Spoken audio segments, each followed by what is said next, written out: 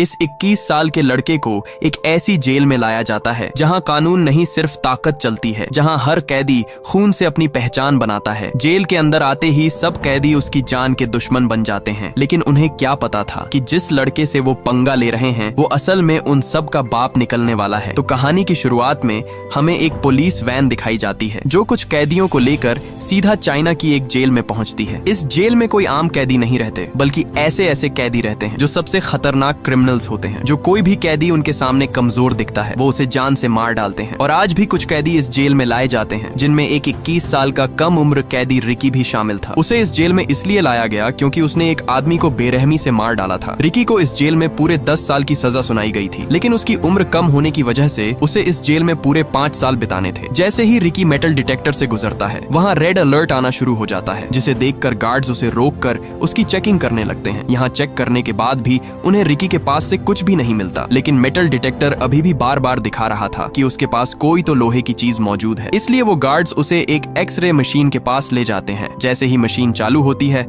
तो वहाँ उसके सीने पर एक नहीं बल्कि पूरी की पूरी 5 गोलियां फंसी हुई थीं, और इन्हीं गोलियों को मशीन डिटेक्ट कर रही थी। ये देखकर वहाँ मौजूद गार्ड्स एकदम से चौंक जाते हैं कि भला ऐसे कैसे हो सकता है कि एक आम इंसान के सीने के अंदर 5 गोलियां फंसी हों, लेकिन फिर भी वो बिल्कुल सही सलामत खड़ा हो। वो गार्ड उससे कहता है कि तुमने इन गोलियों को निकलवाया क्यों नहीं। आगे से रिकी उसे बताता है कि ये गोलियां मेरी बॉडी के लिए एक पावर है, इसलिए मैंने इन्हें नहीं निकाला। फिर हमें दिखाया जाता है कि यह जेल असल में 4 अलग अलग ब्लॉक्स में बटी हुई है, और हर ब्लॉक पर एक खतरनाक कैदी का राज होता है। ये चारों अपने अपने हिस्से के बादशाह होते हैं, जो चाहे करते हैं, जिसे चाहे सजा देते हैं। हर सेल का लीडर अपने इलाके में किसी को सांस भी अपनी मर्जी से लेने नहीं देता, और जेल का हर एक कोना डर, खून और जुल्म से भरा हुआ है। सुबह होते ही सब अपने कामों में लगे हुए थे। तभी वहाँ एक कैदी आता है जिसका नाम सैमुअल था, जो वेस्ट ब्लॉक का लीडर था। वह आते ही वहाँ एक बूढ़े कैदी विंग को पीटने लगता है, क्योंकि उसने उसका कहना नहीं माना था, इसलिए वह उसे वहाँ पीट डालता है। दरअसल ये आदमी अपनी पूरी जिंदगी इस जेल में बिता चुका था, और उसे इस जेल से बाहर जाने की कोई भी उम्मीद नहीं नजर आ रही थी, क्योंकि उसे पता था कि वो इन जालिम और बेरहम कैदियों के बीच ज्यादा देर तक जिंदा नहीं बच पाएगा। इसलिए उसने जेल में ही एक छोटा सा खिलौना अपने बेटे के लिए बनाया, ताकि वो अपने बेटे को एक आखिरी तोहफा दे सके। लेकिन इसी दौरान वो खिलौना सैमुअल उठा लेता है। वो बूढ़ा कैदी अपना खिलौना उससे वापस मांगता है, क्योंकि ये खिलौना उसने अपने बेटे के लिए बहुत मेहनत से बनाया था। लेकिन तभी सैमुअल वो खिलौना उसके सर पर दे मारता है, जिससे वो नीचे जा गिरता है और उसके खिलौने के टुकड़े टुकड़े हो जाते हैं। सैमुअल उसे धमकी देता है कि अगर आज के बाद मुझसे पंगा लिया तो जान से मार डालूंगा। यहाँ वो बूढ़ा उसके ताने सुन सुनकर पूरी तरह तंग आ चुका था, और अब उसके दिल में सैमुअल के लिए एक बदले की आग भड़क उठती है। इसलिए वो खिलौने का टूटा हुआ टुकड़ा उठाकर उसकी तरफ भागता है, लेकिन सैमुअल का चमचा उसके आगे अपनी टांग अड़ा देता है, और मौके पर ही सैमुअल वो खिलौना उठाकर जोर से उसके मुंह पर दे मारता है, जिससे वो वहीं तड़पने लगता है। उसकी दर्दनाक चीखें सुनकर गार्ड वहां आ जाता है, लेकिन इससे पहले कि वो गार्ड उसे उन दरिंदों से बचाता, वो उल्टा उन्हें उसे और पीटने के लिए कहकर चला जाता है। सैमुअल अपने चमचों के साथ दिलेरी से आगे जा ही रहा था, तभी रिकी आकर उसके पैर पर लात दे मारता है, जिससे उसका मुंह सीधा नीचे पड़ी नुकीली कीलों के आर पार हो जाता है, और वो कीलों की लकड़ उसकी आंख फोड़कर रख देती है। इसी दौरान उसका चमचा आकर रिकी पर हमला करने ही वाला था, लेकिन जब रिकी ने उसकी तरफ घूर कर देखा तो उसके अंदर ऐसा खौफ बैठा कि वो तीनों वहां से उल्टे पैर भाग निकले। यहाँ सैमुअल तो किसी तरह बच गया, लेकिन वो अपनी एक आंख से अंधा हो चुका था, इसलिए अब उसके अंदर बदले की आग भड़क रही थी। वो अब हर हाल में रिकी का काम तमाम करने के लिए अपनी जान लगा देगा, लेकिन बदला लेकर ही रहेगा। इसी दौरान उसका वही चमचा आता है और कहता है कि हमें रिकी को मारने के लिए मैड ड्रैगन की जरूरत होगी, वो उसे हर हाल में मार डालेगा। मैड ड्रैगन इस जेल में सबसे खतरनाक कैदी है, जो किसी को भी जिंदा नहीं छोड़ता। अगर कोई उससे पंगा लेता तो वो उसे अपने एक ही हाथ से खत्म कर देता। मैड ड्रैगन को वार्डन ने अभी के लिए एक काल कोठरी में बंद किया हुआ है, क्योंकि उसने पिछले दिन ही एक कैदी को बेरहमी से मार डाला था। उसी दिन सैमुअल एक गार्ड से डील करता है और कहता है कि आज ही विंग को बताओ कि उसकी सजा और बढ़ा दी गई है, और अब वह इस जेल में पूरे 20 साल और बिताएगा। इसलिए वह गार्ड सीधा उसके पास आता है और बताता है कि अब तुम्हारी रिहाई कैंसिल कर दी गई है, और अब से तुम्हें 20 साल और इस जेल में गुजारने होंगे। ये सुनकर उस बूढ़े कैदी के पैरों तले जमीन ही खिसक जाती है, क्योंकि उसे पता था कि अगर अब वह इस जेल में रहा तो सैमुअल उससे अपना बदला जरूर लेगा और उसे तड़पा तड़पा कर मारेगा। इसलिए वो गार्ड्स के पैर पकड़कर उनसे रिहाई की भीख मांगता है, लेकिन वो गार्ड्स आगे से उल्टा उसे पीट कर वहाँ से चले जाते हैं। इससे पहले कि अब वो और तड़प तड़प कर यहाँ अपनी जिंदगी गुजारता, उसी रात वो अपने आप को फांसी पर लटका कर खत्म कर देता है। ये खबर पूरी जेल में फैल जाती है, और रिकी को भी पता चल जाता है कि जिसकी उसने उस दिन जान बचाई थी वो मारा जा चुका है। जब गार्ड्स उसकी लाश वहाँ से ले जा रहे थे तब वहाँ रिकी आता है। वो जब विंग के हाथ पर लगी हथकड़ी देखता है तो वो उन गार्ड्स को उसके हाथों से उसे हथकड़ी खोलने के लिए कहता है, क्योंकि वो मर चुका है, अब तो उसे आजाद कर दो। तभी रिकी उसकी हथकड़ी को वहाँ आसानी से तोड़ डालता है। ये देखकर वो गार्ड्स हैरान रह जाते हैं कि इतनी मजबूत हथकड़ी कोई आम इंसान कैसे तोड़ सकता है। रिकी विंग का वही खिलौना निकालता है जो उस दिन सैमुअल ने तोड़ा था और जिसे रिकी ने ठीक कर दिया था। वो उस खिलौने को उसकी बॉडी पर रख देता है ताकि उसे थोड़ा सा सुकून मिल सके। अब विंग को मरता देखकर उसका दिल अंदर से टूट जाता है और एक बार फिर से रिकी के अंदर बदले की आग भड़क जाती है और अब वो सैमुअल से विंग का बदला लेकर ही रहेगा। अगली सुबह सब कैदी नहाने के लिए आते हैं। जब रिकी नहा रहा था तब वहाँ सैमुअल आकर उसे घूर घूर कर देखने लगता है और इसी दौरान वहाँ वो सांड कैदी मैड ड्रैगन आ जाता है। वो सीधा आकर उसके मुंह पर मुक्का दे मारता है और रिकी गुब्बारे की तरह उछलता हुआ एक कोने पर जा गिरता है। लेकिन आगे से रिकी भी एक तूफान की तरह उठ खड़ा होता है और उसके पेट पर इतने जोर का मुक्का मारता है कि उसका पेट अंदर से फटकर बाहर आ जाता है और वो मौके पर ही मारा जाता है। ये देखकर सैमुअल एक कील को लेकर सीधा रिकी के हाथ के अंदर घुसा देता है, लेकिन आगे से रिकी भी उसकी सब उंगलियों को एक तीली की तरह तोड़ देता है। अब रिकी का बदला लेने का वक्त आ चुका था और वो मौके का फायदा उठाकर एक मुक्का सीधा सैमुअल के पेट से आर पार कर देता है और आखिरकार सैमुअल का काम वहीं पर तमाम हो जाता है। सामने खड़े कैदी ये सब देखकर अपने होश ही खो बैठते हैं। इसी दौरान गार्ड आकर उसे वहां से पकड़ कर ले जाते हैं। तभी वहां एक कैदी नरूमी जो नॉर्थ ब्लॉक का लीडर था वो उसके पास आता है। आया तो वो रिकी के अंदर अपना डर बैठाने के लिए था, लेकिन जब उसने रिकी के हाथों मैड ड्रैगन को मरते देखा तब वो उसे चूहे की तरह अपना दोस्त बनने के लिए कहता है। लेकिन रिकी उसे कुछ भी कहे बिना वहां से चला जाता है। उसे सीधे एक ऐसे सेल में बंद कर दिया जाता है जहाँ सबसे खतरनाक कैदियों को रखा जाता था। जैसे पहले मैड ड्रैगन था, इसलिए अब उसे भी यहाँ इस सेल में छोड़ दिया गया। लेकिन तभी उसके सीने के अंदर दर्द शुरू हो जाता है और इसी के साथ हमें फ्लैशबैक का सीन दिखाया जाता है जब वह एक स्टूडेंट था और उसके माँ बाप पहले ही इस दुनिया से जा बसे थे। वह अपनी माँ बाप की कब्र पर आता है तो वहाँ उसके सामने उसका मास्टर जैंग खड़ा हुआ था जो बचपन में उसे मार्शल आर्ट की ट्रेनिंग देता था। मास्टर उसे उसकी ताकत दिखाने के लिए कहता है, लेकिन जैसे ही वह मास्टर पर हमला करता है मास्टर उसे एक ही झटके में नीचे गिरा देता है। इसलिए यहाँ मास्टर उसे बताता है कि तुम अभी पूरी तरह मास्टर नहीं बने हो, तुम्हारे अंदर अभी भी कमजोरी है जिसे तुम्हें पूरा करना होगा और उसे पूरा करने के लिए अभी काफी समय लगेगा, तब जाकर तुम एक मजबूत फाइटर बन पाओगे। इसीलिए यह सुनकर रिकी मास्टर के कदमों में जा गिरता है और गिड़गिड़ाकर कहता है कि मुझे हर हाल में मास्टर बनना है, मैं अपनी कमजोरी को दूर करूंगा चाहे कितना भी समय लगे। इसीलिए उसी दिन मास्टर उसे ट्रेनिंग देना शुरू कर देता है और यहाँ मास्टर रिकी से कहता है कि सबसे पहले तुम्हें अपने दिमाग पर कंट्रोल करना होगा, फिर तुम्हें अपने दिमाग से सारा गुस्सा और नफरत बाहर निकालनी होगी। मास्टर उसके सामने एक पत्थर रखकर कहता है कि अपने पूरे दिमाग को कंट्रोल करके इसे तोड़ कर दिखाओ। इसलिए रिकी खुद को काबू करके वहाँ रखे पत्थर को एक कागज की तरह चीर डालता है। ये देखकर मास्टर वहाँ उस पर पत्थरों की बारिश कर देता है। आगे से रिकी भी उन्हें ऐसे चीरता डालता जैसे कोई तूफान हो। आखिर में मास्टर सबसे बड़ा पत्थर उठाकर सीधे उसके सीने पर दे मारता है, लेकिन रिकी उसे भी आसानी से तोड़ देता है। अब यहाँ मास्टर को समझ आ जाती है कि रिकी अपने आप पर पूरी तरह कंट्रोल करना सीख गया है और अब उसे और ट्रेनिंग की जरूरत नहीं है। इसके बाद सीन शिफ्ट होता है और हमें रिकी दिखाया जाता है जो अपने सेल में बैठा था। इसी दौरान वहाँ एक गार्ड आकर उसे कहता है कि तुम्हें असिस्टेंट वार्डन ने बुलाया है, इसलिए उसे सीधे असिस्टेंट वार्डन के पास लाया जाता है जिसका टेबल खाने से भरा पड़ा था। उसका एक हाथ नहीं था, इसलिए उसने अपने हाथ की जगह पर 2 कुंडों वाली हुक लगा रखी थी और खाना भी वह उसी हुक से खा रहा था। वार्डन गार्ड को रिकी की रिपोर्ट पढ़ने को कहता है। गार्ड उसकी रिपोर्ट पढ़कर बताता है कि रिकी एक यतीम था, उसके माँ बाप नहीं थे और वह बचपन से ही अनाथ आश्रम में ही रह रहा था। उसे स्कूल से भी इसलिए निकाल दिया गया था क्योंकि वहाँ भी वह किसी को भी पकड़कर पीटना शुरू कर देता था। इसलिए उसने म्यूजिक कॉलेज में दाखिला लिया जहाँ उसने बांसुरी बजाना सीखा, यहाँ तक कि वह अपनी कम उम्र में ही एक गैंग के साथ मिलकर उसने एक आदमी की जान ले ली। इसलिए उसे यहाँ इस जेल में लाया गया। यह सुनकर वार्डन उसके पास आकर पूछताछ करता है कि तुम्हारे सीने में 5 गोलियां आई कैसे, लेकिन रिकी मुस्कुराते हुए कोई भी जवाब नहीं देता। इसलिए वार्डन उसे एक तस्वीर दिखाता है जो रिकी की दोस्त की थी। रिकी जब उसे लेने के लिए अपना हाथ आगे बढ़ाता है तभी वार्डन उसके हाथ पर वो कुंडों वाली हुक घोंप देता है और लगातार उस पर मुक्कों की बारिश कर देता है। वार्डन उसका मुंह खुलवाने की बहुत कोशिश करता है, लेकिन आगे से रिकी उसके मुंह पर थूक देता है। इसलिए गुस्से में आकर वार्डन उस तस्वीर को कुचल डालता है, जिसे देखकर रिकी का खून खौल उठता है और उसने वहीं पर टेबल के 2 टुकड़े कर दिए। ये देखकर वार्डन बिल्ली की तरह एक कोने में जा छुपा। रिकी उसका मुंह तोड़ने ही वाला था, लेकिन उसने अपने गुस्से को काबू किया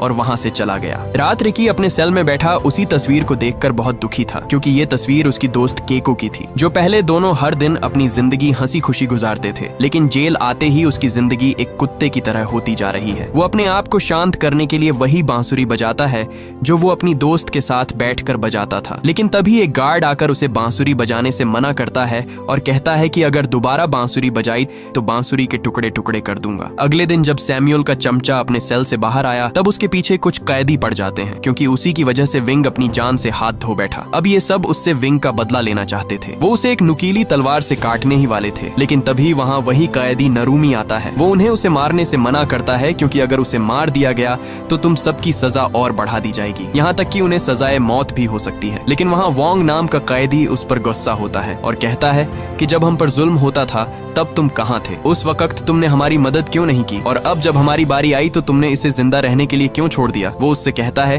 कि हमें इसे जिंदा नहीं छोड़ना चाहिए, हमें इसे मारना ही होगा। ये सुनकर नारुमी गुस्से में आ जाता है और वही नुकीली तलवार लेकर उसका मुंह बीच से काट देता है, जिससे वो वहीं तड़पने लगता है। इधर ऊपर खड़ा वार्डन उसे देखकर बहुत खुश होता है और कहता है कि तुमसे ये उम्मीद नहीं थी, लेकिन अब तुमने मेरा दिल खुश कर दिया है। वार्डन उसके मुंह में नुकीला हुक फंसाकर उसकी जिंदा लाश घसीटता हुआ वहां से ले जाता है। उसी दिन वार्डन नारुमी को अपने पास बुलाता है और एक हथियार देकर कहता है कि जिस तरह तुमने वोंग को मारा है उसी तरह अब तुम्हें रिकी को भी जान से मारना होगा। यह सुन नारुमी सोच में पड़ जाता है, क्योंकि वोंग तो एक आम कैदी था, इसलिए उसने आसानी से मार दिया। लेकिन रिकी कोई आम सा कैदी नहीं है। अगर उसने रिकी से पंगा लिया तो वो उसे मैड ड्रैगन की तरह फाड़ कर रख देगा। लेकिन वार्डन का हुक्म था, इसीलिए वो ये करने के लिए मान जाता है। इसके बाद नारुमी जेल के ग्राउंड में आता है। वहाँ उसने वोंग को जंजीरों से बांधकर एक ढांचे पर लटका रखा था, ताकि उसको तड़पता हुआ देखकर बाकी कैदियों के दिलों में उसका खौफ बढ़ जाए और कोई भी दोबारा उसके खिलाफ खड़े होने की हिम्मत न करे। वहाँ उसकी बॉडी को देखकर रिकी को बहुत बुरा लगता है। इसी दौरान नारुमी उस पर हमला कर देता है और दोनों के बीच तगड़ी हाथापाई शुरू हो जाती है। यहाँ मौके पर नारुमी उसे लात दे मारता है, लेकिन तभी नारुमी उसकी आंखों में पिसे हुए कांच फेंक देता है, जिससे रिकी वहाँ पूरी तरह अंधा हो जाता है। उसे वहाँ कुछ भी दिखाई नहीं दे रहा था। इसी का फायदा उठाकर नारुमी ने उसके एक बाजू पर छुरा दे मारा, जिससे रिकी नीचे जा गिरता है। लेकिन मौके पर ही रिकी को वहाँ पानी की पाइपलाइन मिल जाती है। उसने जल्दी से वो पाइपलाइन तोड़ दी, जिससे तेज पानी निकलना शुरू हो जाता है और मौके पर उसने अपनी आंखें धो डाली और एक बार फिर से वो खौफनाक तूफान बन जाता है और नारुमी पर कुत्ते की तरह टूट पड़ता है। और तभी वो उसके सर पर ऐसा चमाट दे मारता है कि उसकी आंख कंचे की तरह निकलकर नीचे जा गिरती है। इसी दौरान वार्डन भी वहाँ पहुंच जाता है और नारुमी को ढेर होता देखकर उसका मुंह खुला का खुला ही रह जाता है। रिकी जल्दी से अपनी नसों को खींचकर एक दूसरी से बांध देता है और एक बार फिर हमले के लिए तैयार हो जाता है। लेकिन इसी दौरान नारुमी हार मान जाता है और एक चाकू सीधा अपने पेट में घोंप देता है। लेकिन ये उसकी एक चाल थी। रिकी जैसे ही उसके पास आता है, वहाँ वो अपनी आंतों को बाहर निकालकर रिकी के गले में लपेट देता है। लेकिन रिकी ने मौके पर ही उसे ऊपर उठाकर उसके सर पर ऐसा मुक्का दे मारा कि उसके सर की सब हड्डियों का कीमा बन गया और उसका काम वहीं पर तमाम हो जाता है। इसके बाद रिकी वोंग की बॉडी नीचे उतारता है। वो सब उसे उठाने की कोशिश करते हैं, लेकिन तब तक देर हो चुकी थी और वोंग वहाँ अपना दम तोड़ चुका था। इसलिए ये देखकर रिकी सब कैदियों से कहता है कि इस बेकसूर की मौत का जिम्मेदार वार्डन ही है, उसे जान से मार डालो। इसलिए सब कैदी उस पर एक तूफान की तरह भागते हैं और उसे मारने के लिए अपना हल्ला बोल देते हैं। लेकिन तभी वहाँ कोई एक कैदी को पकड़कर उसका सर फोड़ देता है। ये देखकर सब एकदम से चौंक जाते हैं। दरअसल ये तीनों अपने अपने सेल के लीडर थे और अब यही 3 बच गए थे, क्योंकि चौथा कैदी नारुमी मारा जा चुका था। पहले कैदी का नाम चैंग, जो एक लड़की थी, उसमें एक ऐसी ताकत थी जिससे वो एक जगह से दूसरी जगह आसानी से पहुंच जाती थी। दूसरे कैदी का नाम कितामा था और तीसरा कैदी ब्रैंडन था। यहाँ वार्डन रिकी से कहता है कि अगर तुम्हारे अंदर हिम्मत है तो इन तीनों को मार कर दिखाओ। रिकी के सब साथी भी उसे कहते रहे कि इन सबको मार डालो, लेकिन रिकी आगे से कुछ भी नहीं बोलता और सीधा वोंग की लाश को उठाकर वहाँ से जाने लगता है। वार्डन उसे एक ऑफर देता है और कहता है कि मैं तुम्हें नॉर्थ सेल का लीडर बनाना चाहता हूँ, क्योंकि नारुमी मारा जा चुका है, इसलिए अब मैं उसकी जगह तुम्हें रखना चाहता हूँ। मैंने तुम जैसा ताकतवर कैदी आज तक नहीं देखा। लेकिन रिकी आगे से उसे कुछ भी नहीं कहता, क्योंकि वो उसके इशारों पर नाचने वाला सांप बनना नहीं चाहता था। वो अब पूरी तरह टूट चुका था, क्योंकि उसी की वजह से सब उसके साथ ही अपनी जान से हाथ धो बैठे। दूर बैठा एक लड़का जो इस जेल में कैदी था, वो रिकी को देख रहा था। जब रिकी एक पत्ते से धुन बजाता है, तब वो लड़का भी पत्ते से धुन बजाने की कोशिश करता है, लेकिन कई कोशिश के बाद भी वो धुन नहीं बजा पाता। तभी रिकी उसके पास आकर बैठ जाता है और उसे धुन बजाना सिखाता है। लेकिन इसी दौरान वो लड़का आगे से रोने लगता है। रिकी उससे कहता है कि तुम रो क्यों रहे हो, आखिर वजह क्या है? तब वो लड़का अपना मुंह खोलता है तो वहाँ उसकी आधी जबान कटी हुई थी। दरअसल वार्डन का एक राज था जो सिर्फ उसे ही पता था, इसलिए वार्डन ने अपना राज छुपाने के लिए उसकी जबान ही काट दी। यह देखकर रिकी के अंदर वार्डन से बदला लेने की आग और भी बढ़ जाती है। रिकी उसे अपनी वो बांसुरी दे देता है है। जैसे ही वो उस बांसुरी को बजाता है तब वो बांसुरी बजने लगती है, जिसे देखकर वो बहुत खुश होता है। खुशी के बदले में वो लड़का रिकी को कुछ पत्ते देता है ताकि वो भी उन पत्तों से बांसुरी बजा सके। लेकिन जब रिकी उन पत्तों को देखता है तो उसे शक पड़ जाता है, क्योंकि वो पत्ते नशा बनाने के लिए इस्तेमाल होते हैं और हकीकत में सब सेल के लीडर इन पत्तों को बेच के काफी तगड़ा पैसा छाप रहे थे। रिकी उससे पूछता है कि ये पत्ते तुम्हें कहाँ मिले। वो उसे बताता है कि मैंने ये पत्ते वेस्ट ब्लॉक से लिए थे। इधर वही लड़की उन्हें ऊपर से छुपकर देख रही थी, क्योंकि वही थी वेस्ट ब्लॉक की लीडर जो सबको ये पत्ते बेचती थी। वो लड़की सीधा एक कमरे में आकर अपने दोस्तों को सब कुछ बताती है कि हमारा पोल खुल चुका है, क्योंकि उस लड़के ने उन पत्तों के बारे में रिकी को बता दिया है। इसलिए वो उस लड़के को अपने पास बुलाती है और वहाँ एक लीडर उसे एक चाकू देकर कहता है कि तुम्हें आज रात रिकी का काम तमाम करना होगा, नहीं तो कल सुबह तुम जिंदा नहीं उठ पाओगे। लेकिन आगे से वो लड़का उसे साफ साफ मना कर देता है। इसलिए गुस्से में आकर वो लड़की उसे बेरहमी से मार डालती है। उन्होंने उसकी लाश जेल के बीच रख दी थी और सब कैदी वहाँ उसकी लाश को देखकर बहुत डरे हुए लग रहे थे। जब रिकी को ये पता चलता है तो वो सीधा उसकी लाश के पास आता है। वहाँ उसकी बॉडी को उन जालिमों ने पीस डाला था। लाश के पास आते ही रिकी को वही बांसुरी पड़ी मिलती है जो उसने उस दिन उस लड़के को दी थी। रिकी अपने साथी को मरता देखकर उसके अंदर गुस्सा उभर आता है। इधर वार्डन को भी उस लड़की के काले करतूत पता चल चुके थे, जिससे वो उस पर बहुत गुस्से होता है। दूसरी तरफ रिकी ने पूरे का पूरा उन पौधों का बाग ही जलाकर राख कर डाला। वो लड़की वहाँ भाग कर आती है, लेकिन तब तक देर हो चुकी थी और उसके सब पौधे जलकर वहाँ राख बन गए थे। रिकी गुस्से से उसे कहता है कि जिस तरह तुमने मेरे साथी को मारा है उसी तरह मैं भी तुम्हें तड़पा तड़पा कर मारूंगा। उन दोनों के बीच लड़ाई शुरू होने ही वाली थी कि तभी वो लड़की गोली की तरह भागकर उसे ऐसा मुक्का दे मारती है। वो उड़ता हुआ सीधा एक दीवार के साथ जा लगता है। इधर जब जेल के अंदर सब कैदियों को पता चलता है कि बाहर आग पूरी तरह फैलती जा रही है, इसलिए सब कैदी मौके का फायदा उठाकर वहाँ से बाहर भागने लगते हैं। सब कैदी अपनी आजादी के लिए उस बिल्डिंग से बाहर नीचे भाग जाते हैं, क्योंकि उनके पास यही एक आखिरी मौका था इस जेल से भागने का। दूसरी तरफ वार्डन को भी सब पता चल जाता है, इसलिए वो उस गार्ड पर बहुत गुस्से होता है। लेकिन तभी एक गार्ड आकर उसे बताता है कि कल वार्डन यहाँ आ रहा है। ये खबर सुनकर असिस्टेंट वार्डन के होश ही उड़ जाते हैं, क्योंकि अगर वार्डन कल यहाँ आ गया तो सब कैदियों के साथ साथ उसकी भी कुत्ते की तरह धुलाई होने वाली थी। इधर रिकी भी पूरी तरह अपनी हिम्मत हार जाता है, लेकिन तभी उसके जहन में उसके मास्टर की बात आती है। उसके मास्टर ने उसे कहा था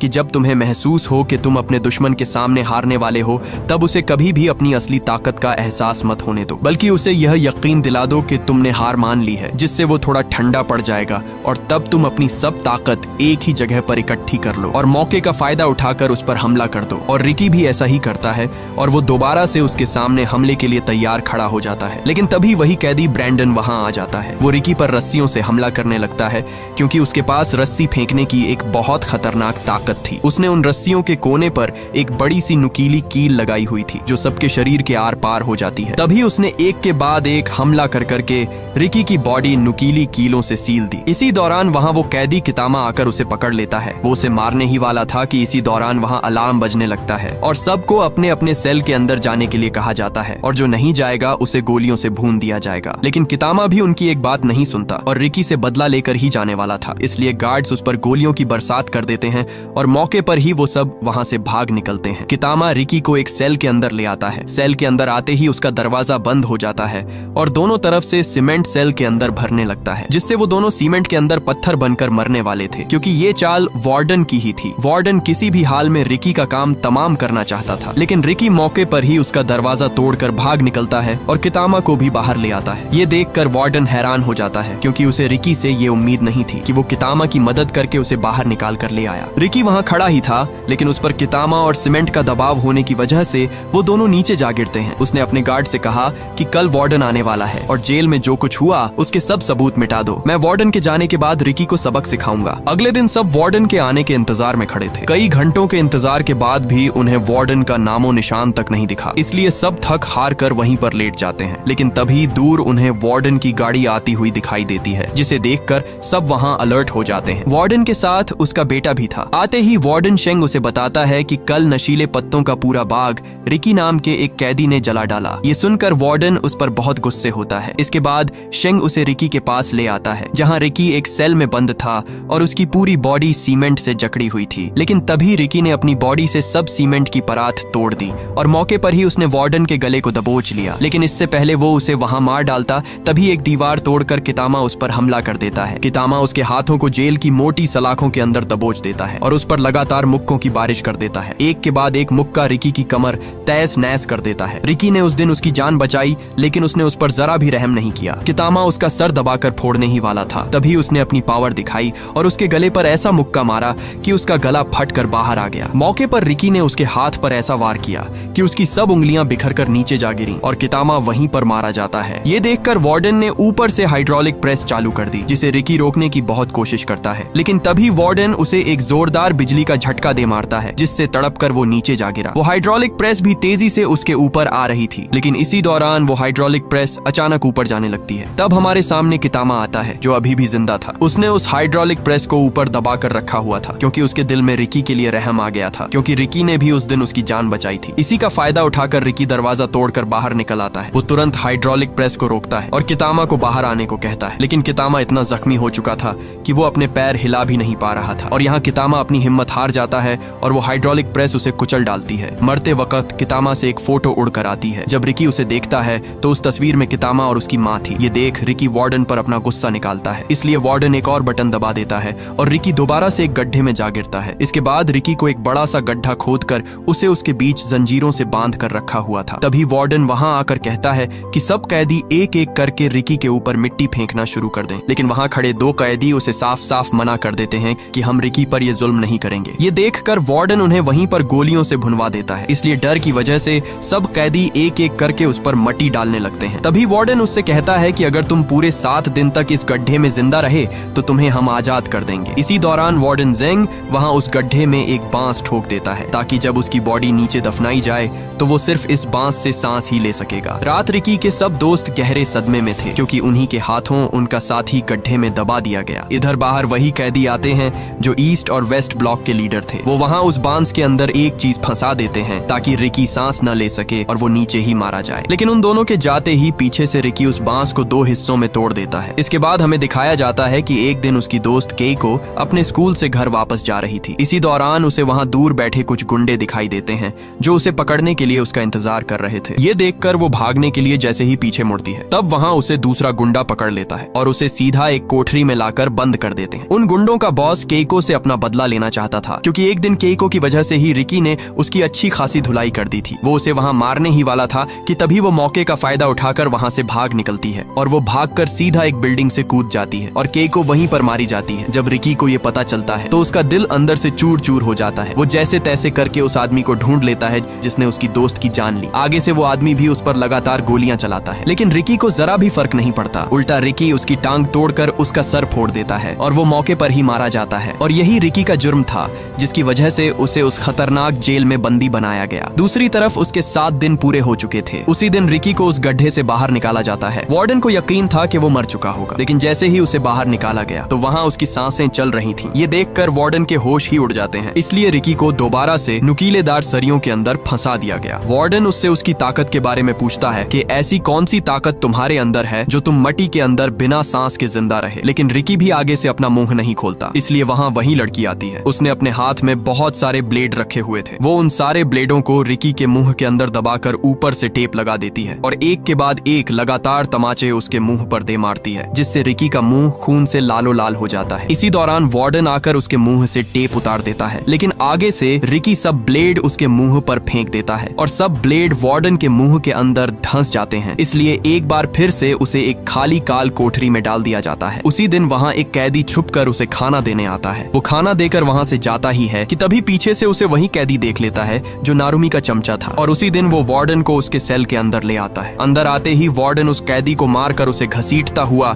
सीधा रिकी के सेल के पास आता है, लेकिन जब वो रिकी के सेल के अंदर देखता है तो वहां से रिकी गायब था, सिर्फ जंजीर ही पड़े हुए थे। दरअसल रिकी ऊपर छत के साथ चिपका हुआ था। वार्डन जैसे ही अंदर आता है तो वहां रिकी मौके पर वार्डन को पीट डालता है। रिकी जब बाहर आकर उस कैदी को देखता है तो वहां वो मर चुका था, जिसे देखकर उसका खून खोलने लगता है। ये देखकर वार्डन वहां से भागता है, लेकिन नीचे आते ही सब कैदी उसे घेर लेते हैं और इसी दौरान वहां सब गार्ड्स और कैदियों के बीच जंग शुरू हो जाती है। इधर वार्डन पूरी जेल की जांच कर रहा था, लेकिन उसे दूसरी तरफ होती जंग के बारे में कोई खबर नहीं थी। इसी दौरान वहां एक कैदी ने उसकी पीठ पीछे कुछ उल्टा बोल दिया, जिसे सुनकर वार्डन को हजम नहीं हुआ और उसने बेरहमी से उस कैदी का बाजू काट डाला ताकि आइंदा कोई भी उसके बारे में ये गलती न करे। इसी दौरान वहां रिकी आ जाता है। ये देखकर वार्डन ने तुरंत उस पर गोली चला दी, लेकिन आगे से रिकी ने वार्डन सेंग को आगे कर दिया और गोली सीधा उसे जा लगी, जिससे उस वार्डन का पेट गुब्बारे की तरह फूलकर फट जाता है। इसी दौरान वहाँ वो लड़की पहुंच जाती है। वो रिकी पर हमले पे हमला कर देती है। उसका साथी ब्रैंडन भी रिकी पर नुकीली कीलें फेंकता है, जिससे रिकी वहाँ गर्म उबलते हुए पानी पर जा गिरता है और वो वहाँ बुरी तरह तड़पने लगता है। वो लड़की उस पर अपनी टांग से हमला करती है, लेकिन मौके पर रिकी उसकी टांग को उस उबलते हुए पानी के अंदर घोंप देता है और वहीं पर उसकी वो टांग तोड़ डालता है। ये देखकर ब्रैंडन अपनी जान बचाकर वहाँ से भागता है, लेकिन पीछे से वार्डन उस पर गोली चला देता है और वो भी वहीं पर फट जाता है। यहाँ वार्डन और रिकी दोनों आमने सामने खड़े थे। तभी रिकी उड़ता हुआ उसे ऐसी लात मारता है जिससे वो सीधा एक दीवार के साथ जा टकराता है, लेकिन इसी दौरान वो वार्डन वहाँ कांपने लगता है और देखते ही देखते वो वार्डन वहाँ एक बहुत बड़े मॉन्स्टर में बदल जाता है। और यहाँ हमें पता चलता है कि रिकी की तरह वार्डन के पास भी एक खास किस्म की ताकत थी जो उसे एक खतरनाक मॉन्स्टर में बदल देती है। पहले तो वो मॉन्स्टर रिकी को बुरी तरह पीट डालता है, लेकिन मौके पर रिकी अपने दिमाग से काम लेता है और उसे उठाकर सीधे पास चलते ग्राइंडर में फेंक देता है और उसे जोर से ग्राइंडर के अंदर दबाकर उसका कीमा बना डालता है और आखिर में रिकी उसका बचा हुआ सर उठा लेता है। दूसरी तरफ सब कैदी और गार्ड्स एक दूसरे की धुलाई कर रहे थे। इसी दौरान रिकी वहां आकर सबको वार्डन का कटा हुआ सर दिखाता है और कहता है कि तुम सब आजाद हो। रिकी उस सर को दूर फेंकता है और भागकर उस जेल की दीवार को बीच से टुकड़ों में तोड़ डालता है और यहाँ रिकी के साथ साथ सब कैदी भी आजाद हो जाते हैं और ये मूवी यहीं पर एंड हो जाती है। अगर ये वीडियो आपको अच्छी लगी तो इस वीडियो को लाइक और हमारे चैनल को सब्सक्राइब कीजिएगा।